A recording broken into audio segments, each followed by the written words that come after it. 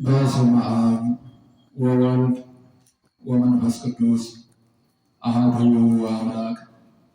ሊቃውንተ ቤተክርስቲያን፣ ካህናት አባቶች፣ ዲያቆናት ወንድሞች፣ ምዕመናን ወምዕመናት፣ አባቶች፣ እናቶች፣ እህቶች፣ ወንድሞች እንዲሁም ሕፃናት ባሰባሰበን በአምላካችን በኢየሱስ ክርስቶስ ፍጹም ሰላም በእናታችን በንጽሕት ቅድስት ድንግል ማርያም ፍጹም ሰላም እንደምን አላችሁ?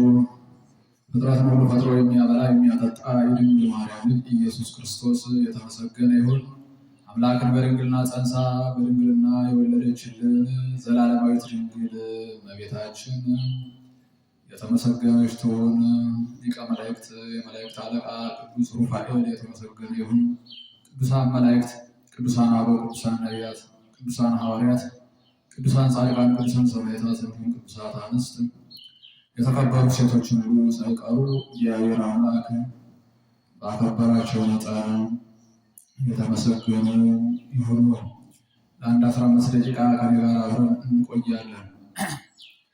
ለዛሬ ትምህርታችን ርዕስ የማደርገው በመዝሙረ ዳዊት በመዝሙር 73 ወቀጥቀጥከ አርሥቲሁ ለከይሲ ወወሀብኮሙ ሲሳዮሙ ለሕዝበ ኢትዮጵያ።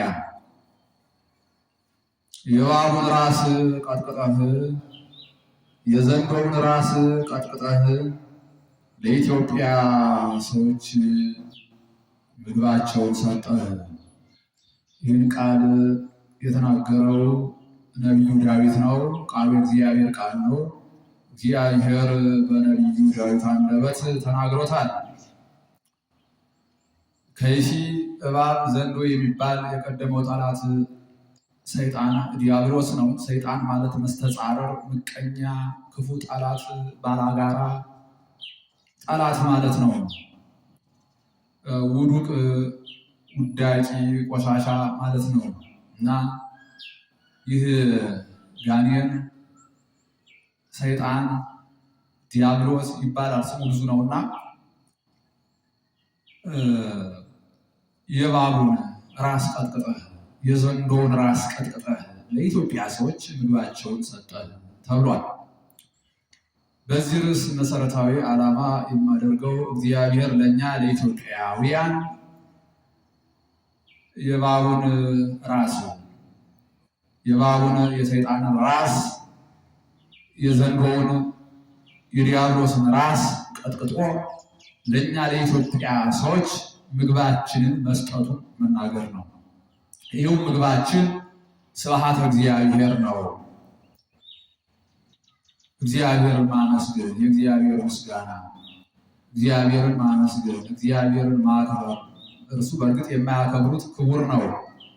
እግዚአብሔርን ማምለክ፣ እግዚአብሔርን መውደድ፣ እግዚአብሔርን ማፍቀር። እግዚአብሔር ያው ፍቅር ስለሆነ ማለት ነው። ፍቅርን ገንዘብ ማድረግ፣ መዋደድ፣ መፋቀር፣ አብሮ መብላት፣ አብሮ መጠጣት፣ መቻቻል፣ አንድነት፣ ትሕትና፣ ፍቅር፣ ቸርነት፣ በጎነት፣ የዋህነት፣ አዛኝነት፣ ርኅራኄነት እነዚህ ሁሉ እግዚአብሔር ለእኛ ለኢትዮጵያውያን የሰጠን ምግቦቻችን ናቸው። ለእኛ ለኢትዮጵያ ሰዎች እግዚአብሔር የሰጠን ምግቦች ናቸው እነዚህ አሁን የነገርኳቸው እና እባብን ቀጥቅጣችሁ ከጣላችሁት በኋላ ሙቷል ብላችሁ ገላችሁት ከሄዳችሁ በኋላ እኮ ነው እናንተ ሙቷል ብላችሁ። በሆነ አጋጣሚ ግን አፈር ልሶ የሚነሳበት መንገድ አለ እባብ ማለት ነው። ቀጥቅጣችሁ ከገደላችሁት በኋላ ሙቷል ብላችሁ ትታችሁት ከሄዳችሁ በኋላ አፈሩን ልሶ እንደገና ሕያው ይሆናል። እንደገና ድኖ ይነሳል። አሁን እባብ ድንገት ስትደርሱ ምድሩ ነፍ ካለው ምድሩ ይቀደዳል። ቀዶ ሁሉ ምድር ይገባል። ሰይጣን ስለሆነ ማለት ነው እና ገላችሁት ከሄዳችሁት በኋላ ራሱ ገላችሁት ከሄዳችሁ በኋላ አፈሩን ልሶ የሚነሳበት አጋጣሚ አለ። አልፎ አልፎ አንዳንድ ጊዜ ማለት ነው እና እግዚአብሔር ለእኛ ለኢትዮጵያውያን ዘንዶ ዲያብሎስን ቀጥቅጦልን እባብ ዲያብሎስን ቀጥቅጦልን ነበረ። ታዲያ እኛ ግን እርስ በርስ በመገዳደል ሰው እየገደልን የሰው ደም እያፈሰስ ሰው እየገደልን ማለት ነው። የሰዎችን ደም ልሶ እንዲነሳ እያደረገ ነው እባብ ዲያብሎስን ማለት ነው። ተቀጥቅጦልን ነበረ እንዳይነሳ ተደርጎ። ታዲያ ግን እኛ በመካከላችን ፍቅርን በማጥፋታችን ተቀጥቅጦ የተጣለልን በእግዚአብሔር ኃይል ተቀጥቅጦ የተጣለልን እባብ ዲያብሎስ ዘንዶ ዲያብሎስ እባብ ዲያብሎስ የእኛን ደም ልሶ እንዲነሳ መኖር እንዲችል እያደረገ ነው። ሰው እንገላለን፣ ደም እናፈሳለን። የሰዎችን ደም እየላሰ እባብ ዲያብሎስ እንዲነሳ ሆኗል ማለት ነው። ይህን ያደረግን እኛ እየተነሳ አጋንንት እየተነሱ ኃይል እያገኙ የእኛን ደም እየላሱ በመካከላችን ከዚያ በኋላማ ጥላቻ እያበዙ እርስ በርስ እንድንጨራረስ እርስ በርስ እንድንገዳደም እያደረጉን ይገኛሉ። ምግባችንን ትተን እኮ ነው እና እኒህ አጋንንት እግዚአብሔር በሰጠን ምግብ ላይ መርዝ እየጨመሩ የሞት መርዝ እየጨመሩ የዘረኝነት መርዝ እየጨመሩ የቋንቋ መርዝ፣ የባህል መርዝ፣ የትዕቢት መርዝ እየጨመሩ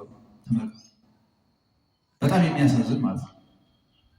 ክፉ መርዝ እየጨመሩ የጥላቻን የመገፋፋትን መርዝ እየጨመሩ ማለት ነው።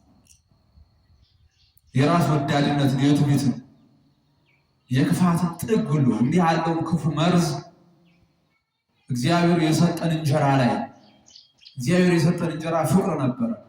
እግዚአብሔር መፍራት ነበር። እግዚአብሔር ማገልገል፣ እግዚአብሔር ማመስገን ነበር።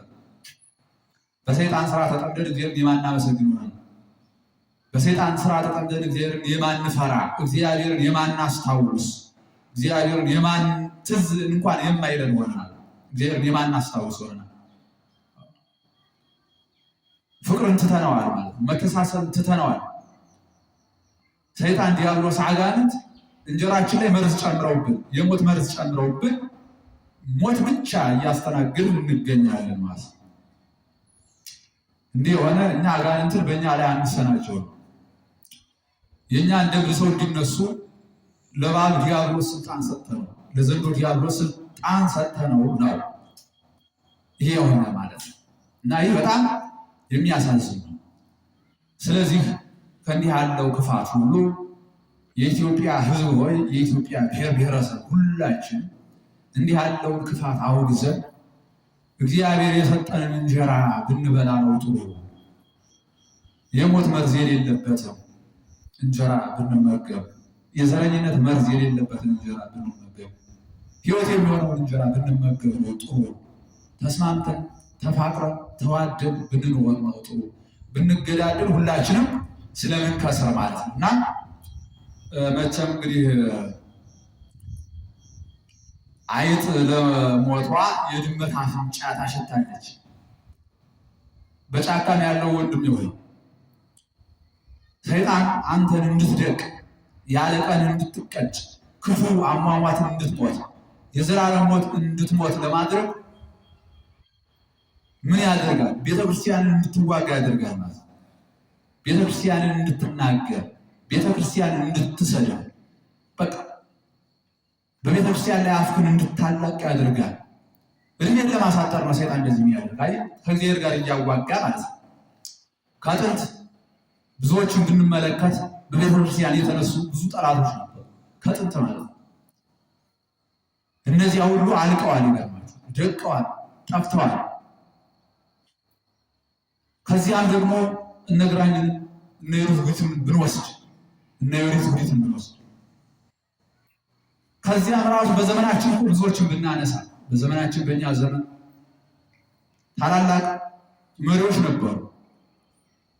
ነገር ግን ሰይጣን ጠላታቸው ሰይጣን እንዲጠፋ አደረጋቸው። በምን? ዋልድባን እንዲነኩ በማድረግ ቤተክርስቲያን እንዲነኩ በማድረግ በዚያ እግዚአብሔር እንዲያጠፋቸው ሆኗል። ይገርማቸው በለዓምን ንጉሱ ምን አለ? እስራኤልን አጥፋልኝ። በለዓም ረጋቢ ስለነበረ ማለት ነው። አጥፋልኝ ሲለው በለዓም ግን ምን አለ? እግዚአብሔር የመረቀውን ሕዝብ ለመርገም ስልጣን የለኝም። ረግሜ ለማጥፋት አይሆንም። ነገር ግን ረግሜ ባላጠፋልህ እንኳን አለ ምን ላደርግልህ? የሚጠፉበትን ክፉ ምክር ልምከርህ አለ። ምከረኛ አለ። እግዚአብሔር ራሱ ያጠፋልሃል እኮ ምንም ችግር የለውም። ምን ማድረግ አለብህ መሰለህ? ከአንተ ወገኖች ቆነጃጅት ሴቶችን ምረጥና ለነሱ ለጣዖት የተሰዋውን ምግብ አሸክማቸው፣ በአገልግል እያደረግ ጣዖቱንም አሸክማቸው። ከዚያ በእስራኤል መንደር አሳልፋቸው። እስራኤል የእግዚአብሔር ሕዝብ ስለነበሩ ከዚያ በኋላ እስራኤል ሴት ይወዳሉ እያዩ እየሄዱ እንዲያው እንገናኛችሁ ይሏቸዋል። ነገር ግን ለአንተ ቆነጃጅት መከራቸው፣ ለጣዖት ስገዱ፣ ለሪያ የተሰዋውን ብሉ ብለን ለጣዖት ስገዱ፣ ለሪያ የተሰዋውንም ብሉ እያሉ እንዲነግሯቸው ያንን ያደርጋሉ እስራኤል። እግዚአብሔር በዚያ ተቀይሞ ያጠፋናል። ይህንን ምክር ለቆነጃጅቱ መክሮ ምን አደረገ? ጣዖት እያሸከም ጣዖት እያሸከም የሪያ የተሰዋ ሪያ ለጣዖት የተሰዋ የሪያ ስጋ ያን ሁሉ እያሸከም ባገልግል በከተማቸው መሀል ይልቅ እያዩ ወደዷቸው። በኋላ አብረን ነው ሲሏቸው ለጣዖት ስገዱ፣ ይህን ለጣዖት ይህን ለእኛ አምላክ የተሰዋውን ስጋ ብሉ እያሉ አሁን ለጣዖት እኮ ነው ሊያሰግዷቸው። ከዚህ አብረን ሆናሉ አሉ። ምንም ችግር የለም ብለው ያንን ለጣዖት የተሰዋውን ይበሉ ነበረ፣ ለጣዖት ይሰግዱ ነበረ። ከነሱ ጋርም አብረው ተኙ። እግዚአብሔር ተቀየመና ጨርሶ አጠፋቸው፣ አጠፋቸው። እና ዛሬ በየጫካው ያለው ወንድም ክፉዎቹ የሚመክሩህን ምክር አትስማ። ፖለቲከኛው የሚመክርህን አትስማ። ወደ ሞት ነው የሚመራ። ቤተክርስቲያን ተቃውሞ የሚልህ ከእግዚአብሔር ጋር ታገል እያለህ እኮ ነው። እግዚአብሔርን ተቃውሞ እግዚአብሔርን ተዋገው ነው የሚናል። እንዲያ እያለ እንድትጠፋ ያለ ዕድሜ እንድትቀጭ ወደ እግዚአብሔር ሳትመለስ ባጭር እንድትቀር የዘላለም ሞት እንዲያገኝ ክፉ ምክር የሚመክረውን ክፉውን የሰይጣን መሳሪያ የሆነውን ሰው ሁሉ አትስመው። በቤተክርስቲያን ላይ እጅን አትቀስር። ቤተክርስቲያንና ፖለቲካ በፍጹም አይገናኙም። ይገርማል። ቤተክርስቲያን ራሷ ከመንግስት በላይ ናት። አትገናኝም። ሲጀመር እምነ መንግስት የአቢ ክህነት ነው። ከቤተ መንግስት ቤተ ክህነት ነው የሚበልጥ። ካህናት በምድር ያሰሩት በሰማይ የታሰረ ነው። በምድር የፈቱት በሰማይ የተፈታ ነው። ካህናት ስጋንም ነፍስን ያስራል። መንግስት ስጋን ነው ቢያስር፣ በምድር ቢያስር በሰማይ ያስር። ተመልከት። ስለዚህ ቤተክርስቲያንና ፖለቲካ በፍጹም አትገናኝም። ቤተክርስቲያንና ፖለቲካ አይገናኝም በፍጹም። ይህንም ያስጠነቀቀ ራሱ ባለቤቱ ክርስቶስ ነው። ይገርማል። ምን ብሎ የእግዚአብሔርን ለእግዚአብሔር የቄሳርን ለቄሳር ብሎ ማለት ነው። የእግዚአብሔርን ለእግዚአብሔር የመንግስት ለመንግስት አለ። መንግስት ቤተክርስቲያንን ጫፏን የመንካት ስልጣን የለውም።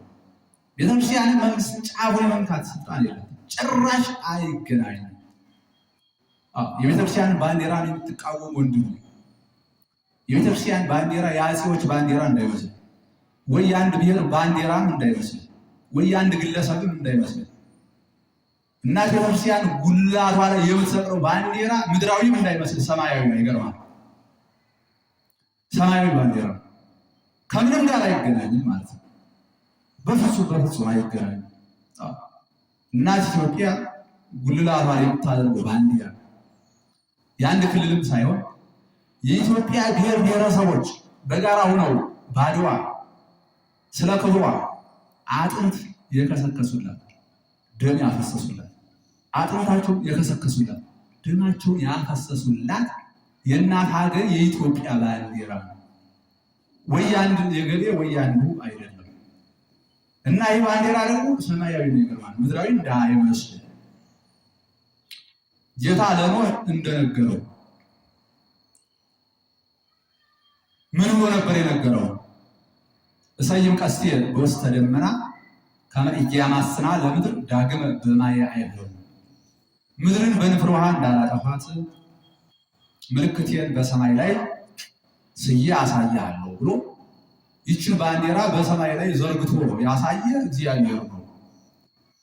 ለኖህ ቃል ኪዳን ገባ። ምድርን ከዚህ በኋላ በፈላ ውሃ አላጠፋም። በኖህ ዘመን ካጠፋቸው በኋላ ከዚህ በኋላ ግን ምድርን በፈላ ውሃ እንዳላጠፋ ቃል ኪዳን ገባው። ለዚህ ምስክር ይሆን ዘንድ ምልክቴን በሰማይ ላይ ስዬ አሳያለሁ ብሎ ይህን ባንዲራ በሰማይ ላይ ዘረጋው። እንግዲህ ታወርደው ከሆነ ሰማይ ላይ ወጣና ወርደው ግን አይቻልም። ሰማያዊ ነው ባንዲራው እንጂ አጼ ነው። ምን አጼ እኮ በየትም አለው እኮ ይገርማል። በኦሮሚያ ብትል እኮ ጀግኖች አሉ እኮ አጼዎች እኮ እና አባ ጅፋርን የመሰሉ ጀግኖች አሉ። አንዱ ከአንዱ አያንስም። ጀግና በአንዱ ብቻ አይደለም፣ በሁሉም ጀግና አለ። እኛ ኢትዮጵያውያን ሁላችን አንድ ነን እና ቤተክርስቲያን ላይ እጅን የምትቀስብ ሁሉ ትጠፋለህ። ከእግዚአብሔር ጋር መዋጋት ስለማችን ሰይጣን የጥፋትን ቀን ሲያፈጥነው ቤተክርስቲያን እንድትነካ ነው የሚያደርገው። የማትነካ ቤተክርስቲያን ከእግዚአብሔር ጋር እኮ የምትጣላ ቤተክርስቲያን እኮ የእግዚአብሔር ናት። ከእርሱ ጋር ነው የምትጣለው። አይ ከሰው ጋር እንዳይመስል። እግዚአብሔር ደግሞ ሲዋጋ አይታይም፣ ሲጥር ብቻ ጥሩ አፈር ሲያበላ ብቻ ተብሎ ከእግዚአብሔር ጋር አትጣላ። ቤተክርስቲያን የማዘዝ መብት የለም። ቤተክርስቲያን እንዴት አድርግ ብለህ ባንዲራዋን ታወርድ ብለህ የማዘዝ መብት የለም። ወንድሜ ብትስተካከል ጥሩ ነው፣ እንዳጠፋ ማለት ነው። እንኳን እግዚአብሔር ረሃብን እንኳን ትዋጋዋለህ ወይ? እስቲ አሁን ለ6 ሰዓታት ያህል እስቲ እንዲሁ ሳትበላ ቆይ፣ እስቲ ረሃብን ተዋጋው። እስቲ ለ6 ሰዓት ያህል ሳትበላ አትችለውም። ረሃብ ሰው የምትገልበትን መሳሪያ፣ ሰው የምትገልበትን ሰይፍህን ይዘህ ሽምድ ብለህ ነው የምትተኛው። ይገርማል። እንኳን እግዚአብሔር ልትዋጋ ረሃብን እንኳን ትዋጋው። የሚያበላህን እግዚአብሔር ነው የምትዋጋ። የሚያኖርህን እግዚአብሔር እስትንፋሱ የሚያኖርህን የሚያበላህን የሚያጠጣህን እግዚአብሔር ነው እየተዋጋኸው ያለው። ቤተክርስቲያንን የማዘዝ መብት የለም በፍጹም ማለት ነው። ቤተክርስቲያንን አንተ ልትለካት አትችልም። እንዲህ ናት ነው ፖለቲከኛ ናት። ቤተክርስቲያን ልትለካት አትችልም። ቤተክርስቲያን ከፖለቲካ የጸዳች ንጽሕት ራሱ ባለቤቱ ክርስቶስ የመሰረታት እና አንተ አትለካትም ነው የምልህ። በፍጹም ማለት እንደው ሰው የሚገል ያንተ ሰልና የጎደለው ሕሊና ቤተክርስቲያን ሊለካት አይችልም። የሰው ደም የሚያፈስ ሰው የሚያፈናቅል ሰው የሚያሳድድ ሰውን መከራ የሚያበላ ያንተ የቆሸሸ ሕሊና ቤተክርስቲያን በፍጹም ማለት ነው ሊለካት አይችልም። እንኳን አንተ መንግስት አይለካትም። እንኳን መንግስት ሊቃነ ጳጳሳት አይለኳትም። እንኳን ሊቃነ ጳጳሳት ሐዋርያት አይለኳትም። ቤተክርስቲያን ሊለካት የሚችል ማነው? ክርስቶስ ብቻ፣ እርሱ ብቻ ማለት ነው። የመሰረታት እርሱ ስለሆነ ስለዚህ ቤተክርስቲያን የምትዋጉ ወገኖቻችን እኔ ለእናንተ አዘኛው ትጎዳላችሁ። ተው በፍጹም ማለት ነው። እና እኔ እንዲህ አይነት ክፋት ማን እንደሰራብን ይህን ያደረገ ሰይጣን ነው። በጣም የሚያሳዝነው ነገር ማለት ነው። ስንዴ ዘርተን እንዴት እንክርዳድ ተገኘበት ብሎ ጌታ ቢጠይቁ ጌታ ምን አለ? ሰይጣን ይህን አደረገ፣ ጠላት ይህን አደረገ። በእናንተና በእኛ መካከል እንክርዳድ የሚሰራ የሰይጣን መሳሪያ የሆነ አካል ነው እንጂ የእናንተም የእኛም እኮ የቀደሙ አባቶቻችን በፍጹም እንክርዳድ በመካከላቸው አልነበረም። መገዳደል አልነበረም። መገፋፋት አልነበረም። በእነርሱ መካከል የነበረ ፍቅር ነው፣ አንድነት ነው የነበረ፣ አብሮ መብላት አብሮ መጠጣት ነው የነበረ። የቀደሙ አባቶቻችን ኦሮሞ አባቶቻችን እኮ የወደቁ ሕፃናትን አንስተው አያሳድጉ በጉድፍቻ ስራት ንብረት አውርሰው ለልጆቻቸው ልጅ አድርገው እንግዲህ ልጆቻቸው የሚዝሩላቸው ናቸው። አባቶቻችን እኮ አባገዳን ስንመለከት በገዳ ስርዓት የቀማ ምን ይበል ይመልስ፣ የበደለ ይካስ ብለው እንደ እግዚአብሔር ፍርድ የሚፈርዱ እውነተኞች ነበሩ አባቶቻችን። ግን ዛሬ በእኛ መካከል እንዲህ ያለ እንክርዳድ የዘራ ማን ነው ስንል ሰይጣን በመካከላችን። አባቶቻችን እንደዚህ ያላደረጉ በፍጹም ማለት ነው። የተሳሳተ መረጃ የሚሰጡ የተሳሳተ መረጃ እንዲሁ ደብተራቸው ላይ እየለቀለቁ ነገሌን በደሉ የሚሉ የሰይጣን መሳሪያዎች ናቸው። በፍጹም ያልተደረገ ታሪክ ነው። እንዲህ ያለው እንቅፋት ነው የአባቶቻችንን ስርዓት ነው ያዘ። እንግዲህ ልጅ የሚባል የእናት አባትን ስርዓት የሚያስኬድ በእናት አባቱ መንገድ የሚሄድ ነው። ስለዚህ አባቶቻችን ደግሞ የቀደሙት ደጋጎች ነበሩ። ለተራቡ የሚያበሉ ለተጠሙ የሚያጠጡ እንግዲህ የሚቀበሉ በፍቅር የሚኖሩ እየተሳሰቡ የሚኖሩ ተቻችለው የሚኖሩ ነበሩ። ግን እኛ ልጆቻቸው ምን ሆነናል? እንክርዳድ ሆነናል። ሙስሊም ወገኖቻችን ቢሆኑ የቀደሙ አባቶቻችን ምንድን ነው ያደረጉት? መስጊድ ሲሰራ ገንዘብ አዋጡ አብረው ተባብረው ሰርተው፣ ቤተክርስቲያን ሲሰራ አብረው በጋራ ተባብረው ሰርተው ነው ኢትዮጵያን ያቆዩት በፍቅር ማለት ነው። ግን እኛ ዛሬ እንክርዳድ ሆነናል። እንዲህ ያለውን እንክርዳድ ከህይወታችን እናስወግድ። ጥሩ ስላልሆነ ማለት ነው። ተሰባስበን ብንኖር ነው የምንጠቀም እና እንክርዳድነት ቢቀርጡ ነው። ከእግዚአብሔር ጋር አትጣሉ፣ ትደቃላችሁ። ከእግዚአብሔር ጋር የሚጣሉ ይደቃሉ። ሌላ ምንም ነገር የለም። ቤተክርስቲያን እንደሆነች ትቀጥላለች፣ ዘመናትን ታሻግራለች፣ ልጆቿን ታሻግራለች፣ አትጠፋም። ግን ከእግዚአብሔር ጋር መጣላት ያው በራስ ላይ ማዕት ማውረድ ነውና ተው፣ ተስማምተን ብንኖር ነው የሚሻለው። ተከባብረን በአንድነት በፍቅር ብንኖር ነው የሚሻለው። ስላለፈው ነገሩ ይቅርታ መጠያየቁ ይሻላል። ያለፈው አልፎ ግን ከዚህ በኋላ ያለው ተሻሽለን በፍቅር ብንኖር። በክፋት ያለው ሁሉ ንስሐ ብትገባ መልካም ነው፣ ብትመለስ መልካም ነው። እንዲሁ ከኋላ ሆኖ ለክፋት የሚገፋህን አትስሙ። አንተን ወደ ሞት ነው እየገፋ ያለ፣ አንተን ወደ ሞት እየገፋ ነው ያለ። እንደዚህ ያለውን ባትቀበለው መልካም ነው እና እናት ቤተክርስቲያን ራሷን የቻለች ሀገር ናት። ቤተክርስቲያን ላይ እጃችሁን አትቀሱ፣ ከቤተክርስቲያን እጃችሁን አንሱ። እግዚአብሔር ያደቃቸው፣ ከእግዚአብሔር ጋር አትጣሉ እና ክፋትን እንተወው፣ አንድነትን ገንዘብ እናድርግ ነው። ሰዓት የለምና ሌላ ጊዜ ማማራት ወሳደግ